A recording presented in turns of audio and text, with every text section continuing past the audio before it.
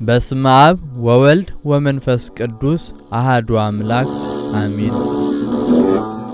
የምትወዱት አልቅሱለት። ከ14ቱ ቅዳሴዎቻችን በአንዱ መካከል ዲያቆኑ በሚያራራ ዜማ በከየዎ ወላህዎ እለታፈቀረዎ እያለ ለምእመናን ያውጃል። ይህ አዋጅ ኢየሱስ ክርስቶስን የምትወዱት የደረሰበትን ግፍ እያሰባችሁ ፍጹም ልቅሶን አልቅሱለት ማለት ነው። ከዚህ በኋላ ዲያቆናት ቃጭል እየመቱ ታቦቱን እየዞሩ ከምእመናን ጋር በህብረት አማኑኤል አምላክነ ኢየሱስ መድኃኒነ ክርስቶስ ንጉሥነ እያሉ ከቄሱ ጋር እየተቀባበሉ ያዜማሉ። ይህ ዜማ በተመስጦ የጌታችንን መከራ ለሚያስብ ሰው እንባውን እያፈሰሰ የሚያለቅስበት የቅዳሴ ጥልቅ ተመስጦ ሲሆን ትርጉሙ ወዮ ወዮ ወዮ አማኑኤል አምላካችን ኢየሱስ መድኃኒታችን ክርስቶስ ንጉሣችን ማለት ነው። ጌታችን መስቀሉን ተሸክሞ ወደ ቀራንዮ በሚጓዝበት ወቅት ዋይ ዋይ ከሚሉና ሙሾ ከሚያወጡ ሴቶችና ከሕዝቡ እጅግ ብዙዎች ተከተሉት። እስመ ጠባይሆሙ ለአንስት ብካይ ወርኅራኄ ውእቱ እንደሚል ሴቶች ከወንዶች ይልቅ ለመራራትና ለለቅሶ የቀረቡ ናቸው። ቅዱስ ቄርሎስም ሴቶች የሚያሳዝን ነገር ሲያዩ እንባን ለማፍሰስ ዝግጁ የሆነ ልብ አላቸው ይላል። ጌታችን መስቀሉን በቆሰለ ትከሻው ላይ ተሸክሞ እየወደቀ እየተነሳ ሲሄድም ርኅሩኅ የሆኑ የኢየሩሳሌም ሴቶች ያለቅሱለት ነበር። ወንዶች ሆነው ስለ ስቃዩ ያዘኑ የሉም ማለት አይደለም። ሴቶችና ከሕዝቡ እጅግ ብዙዎች የሚለው ቃል ወንዶችንም የሚያካትት ነው። ወንዶች ግን እንደ ሴቶች በእንባ ሐዘናቸውን ለመግለጥ ቅርብ አይደሉምና የሴቶቹ የበለጠ ጉልህ ሆኖ ታየ። የኢየሩሳሌም ሴቶች ልቅሶ በነቢዩ ዘካርያስ ወደ እርሱም የወጉት ይመለከታሉ፣ ሰውም ለአንድያ ልጁ እንደሚያለቅስ ያለቅሱለታል፣ ሰውም ለበኩር ልጁ እንደሚያዝን በመራራ ሐዘን ያዝኑለታል። በዚያን ቀን በኢየሩሳሌም ታላቅ ለቅሶ ይሆናል የተባለለት ቀን መድረሱን የሚያሳይ ነው። ቅዱስ ጳውሎስ እንደ እግዚአብሔር ፈቃድ አዝናችኋል በማለት እንደተናገረ በክርስቲያናዊ ሕይወት እንደ በጎ ሥራ ተቆጥሮ ከፈጣሪ ዋጋ የሚያሰጥ እግዚአብሔር የሚወደው ሐዘንና ልቅሶ አለ። በአንጻሩ ደግሞ እንደ ኃጢአት ተቆጥሮ ለሞተ ነፍስ የሚዳርግ ሐዘንም አለ። ስለዚህኛው ሐዘን ደግሞ ሐዋርያው የዓለም ሐዘን ግን ሞትን ያመጣል በማለት ተናግሯል። ሁለተኛ ቆሮንቶስ ምዕራፍ 7 ከቁጥር 9 እስከ 10። የማይገባው ሐዘን ዘመድ ወዳጆቼን ሀብት ንብረቴን አጣው ብሎ ከሚገባው መጠን በላይ ማዘንን የመሳሰለው ሲሆን የሚገባው ሐዘን ደግሞ የራስና የወንድምን ኃጢአት በማሰብ በሰማዕታት ላይ የሚደርሰውን ግፍ አስቦ ማዘንና ከሁሉም የሚበልጠው ደግሞ የእግዚአብሔር ልጅ የኢየሱስ ክርስቶስን መከራና ሞት አስቦ ማዘንና ማልቀስ ነው ይላሉ ሊቃውንት። የመድኃኔ ዓለም ክርስቶስን መከራና ሞት አስበን የምናለቅሰው በተቀበለው ስቃይ ምክንያት ያገኘነውን ድህነትና ክብር ከሞቱ በኋላም በድል አድራጊነት መነሳቱን ዘንግተነው አይደለም። ቤተ ክርስቲያናችንም ክርስቶስ ከተነሳና ወደ ሰማያት አርጎ በአባቱ ቀኝ በክብር ከተቀመጠም በኋላ ስለ መስቀሉና ሞቱ ዘወትር በጾም በስግደትና በእንባ የምታስበው ትንሣኤውን፣ ድልነሽነቱን፣ የምሥራቹን ብቻ እየሰበከች ልጆቿን ድናችኋል ደስ ይበላችሁ እያለች መሸኘት ጠፍቷት አይደለም። ይህን የምናደርገው ሐዋርያው ጌታ እስኪመጣ ድረስ ሞቱን ትናገራላችሁ እንዳለው መድኃኔ ዓለም ክርስቶስ ከትንሣኤው በኋላ ለዘላለም ስለ መከራውና ስለ ሞቱ እንድናስብ ስላዘዘን ነው። እስራኤል በየዓመቱ የፋሲካውን በግ እያረዱ ታሪኩን በመዝሙር እየዘመሩ ከግብጽ ባርነት የወጡበትን ቀን ሁልጊዜ እንደሚያስታውሱ ከሲኦል ባርነት ያወጣንን የፋሲካውን በግ የክርስቶስን ሞትና ነፃ የወጣንበትን መከራውን ሁልጊዜ ደጋግመን ንዜኑ ሞተከ እግዚኦ ወትንሣኤከ ቅድስተ አቤቱ ሞትን እንናገራለን፣ ቅድስት ትንሣኤህንም እያልን እናወሳለን። የጌታችንን መከራ እያሰብን የምናዝነው ምንም እንኳን በመከራው የዳንን ቢሆንም ከአምላካዊ ክብሩ በፈቃዱ ተዋርዶ አንዳች ኃጢአት ሳይኖርበት ያንን ሁሉ ስቃይ፣ ያንን ሁሉ ግርፋት፣ ያንን ሁሉ መዋረድ የታገሰው ስለኛ መሆኑን ስናስብ ወዮ አማኑኤል አምላካችን፣ ኢየሱስ ንጉሣችን፣ ክርስቶስ መድኃኒታችን እያልን መከራውን እያሰብን እናለቅሳለን። እርሱ ስለኛ የደረሰበትን ስናስብ በዚያው ስፍር ቁጥር የሌለውን ኃጢአታችንንም እያሰብን ይቅርታውን እንለምናለን። በመልዕልተ መስቀል ላይ በተቀበልከው መከራ ከኃጢአቴ ደዌ አድነኝ፣ በመስቀል ላይ በቆሰልከው ቁስል ከኃጢአቴ ቁስል አድነኝ፣ በመከራ ከመከራ አድነኝ፣ ደሜን በደም አንጻው እያልን እንጸልያለን። ውዳሴ አምላክ ዘዘውትር።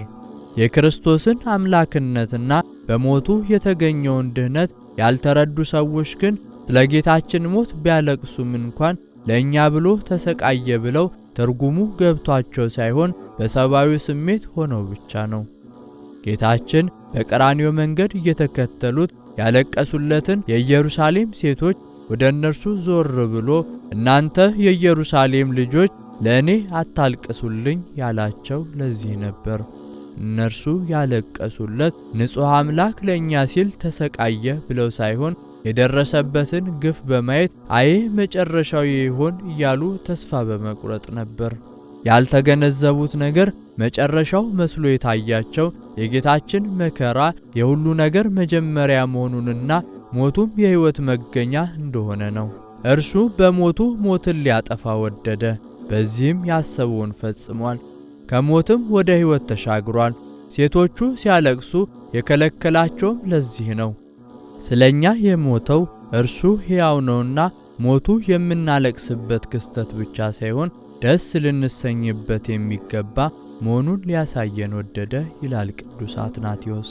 ጌታችን የደረሰበትን ግፍ እያዩ ሙሾ ለሚያወጡት ለኢየሩሳሌም ሴቶች አታልቅሱልኝ ካለ በኋላ ዳሩ ግን መካኖችና ያልወለዱ ማኅፀኖች ያላጠቡ ጡቶች ብፁዓን ናቸው የሚሉበት ጊዜ እነሆ ይመጣልና ለራሳችሁና ለልጆቻችሁ አልቅሱ። በዚያን ጊዜ ተራራዎችን በላያችን ውደቁ፣ ኮረብቶችንም ሰውሩን ይሉ ዘንድ ይጀምራሉ። በእርጥብ እንጨት እንዲህ የሚያደርጉ ከሆኑ በደረቀውስ እንዴት ይሁኑ በማለት ትንቢት ተናገረ።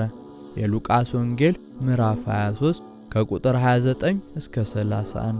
አይሁድ ደሙ በእኛና በልጆቻችን ላይ ይሁን ብለው በእብደት በተራገሙበት በዕለተ ዓርብ ሩህሩህ ጌታ ግን ለራሳችሁና ለልጆቻችሁ አልቅሱ ብሎ ለልጆቻቸው እርግማንን ከማውረስ ይልቅ በጎን ጸሎት እንዲጸልዩ መንገድ አመለከታቸው።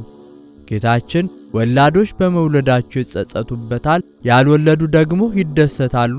መሸሻ አጥተው የተጨነቁ ሰዎች ተራራዎችና ኮረብታዎችን ሸሽጉን እስከ ማለት ደርሰው ይጨነቃሉ ብሎ የተናገረው በ70 ዓመተ ምህረት በኢየሩሳሌም ላይ ሮማዊ ጢጦስ ስለሚያደርሰው እልቂት ነበር።